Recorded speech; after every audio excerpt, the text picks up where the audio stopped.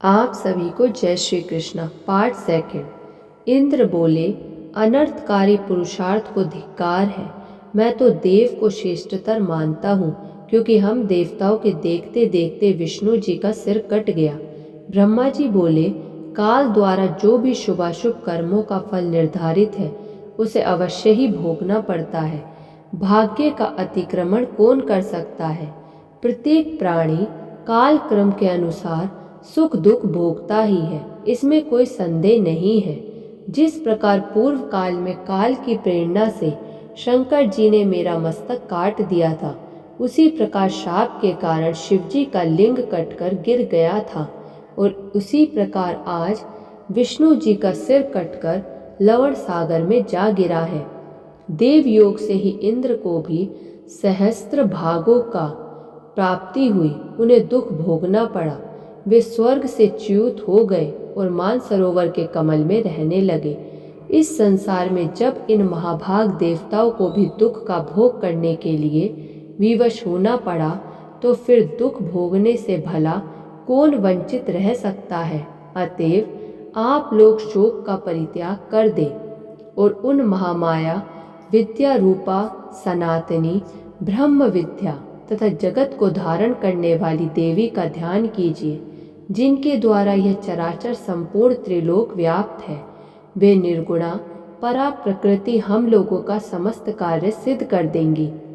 देवताओं से इस प्रकार कहकर ब्रह्मा जी ने कार्य की सिद्धि की कामना से अपने सम्मुख शरीर विद्यमान वेदों को आदेश दिया।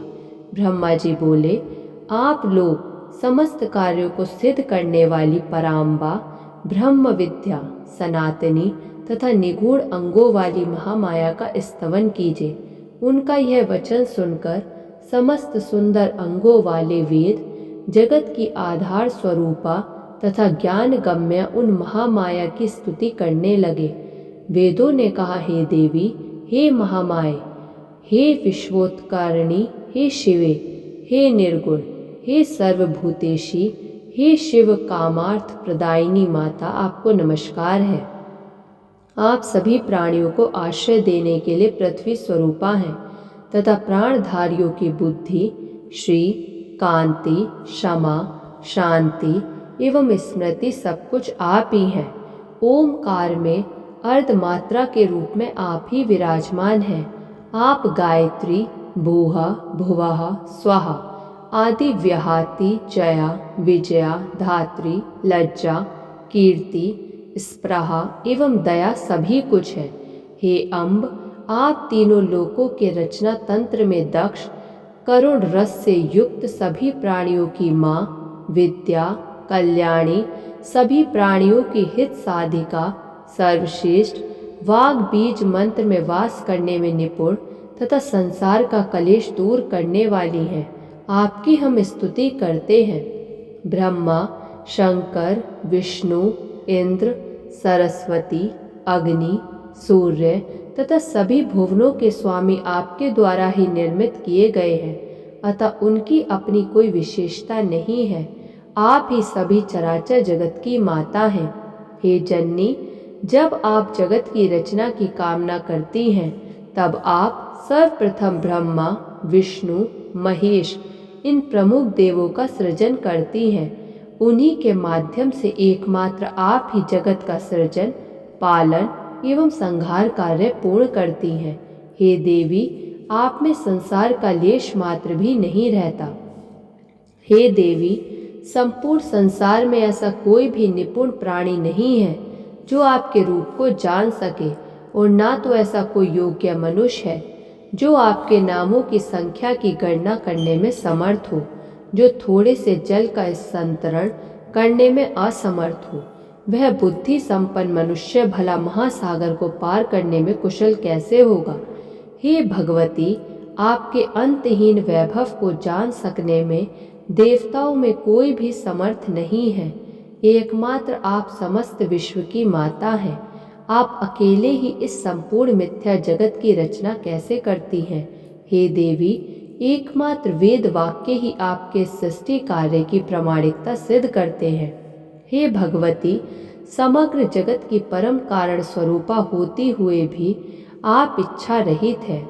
आपका अद्भुत चरित्र हमारे मन को विस्मित कर देता है।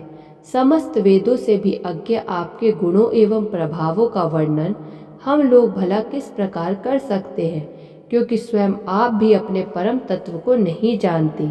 हे जननी, क्या आप भगवान विष्णु के शिरोच्छेदन की घटना नहीं जानती हैं? हे शिवे, अथवा क्या यह जानकर भी आप मधुजीत विष्णु की शक्ति की परीक्षा करना चाहती हैं? हे माता, क्या यह विष्णु के महान पाप समूह का फल है? किंतु आपके चरण कमलों का भजन करने में निपुण प्राणी से तो पाप हो ही नहीं सकता। हे माता, आप इस देव समूह की भारी उपेक्षा क्यों कर रही हैं? भगवान विष्णु के मस्तक कटने की घटना हमारे लिए अत्यंत आश्चर्यजनक तथा महान कष्टदायक बात है। हे माता, आप जनन रूपी दुख का नाश करने में कुशल हैं। अब हम यह नहीं जान पा रहे हैं कि विष्णु के सिर संयोजन में विलंब क्यों हो रहा है।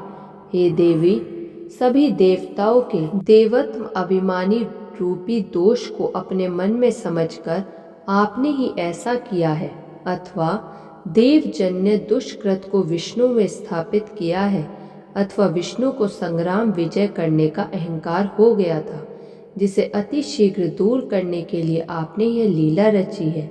हे माता, हम आपके मनोभावों को समझने में पूर्णतः असमर्थ हैं।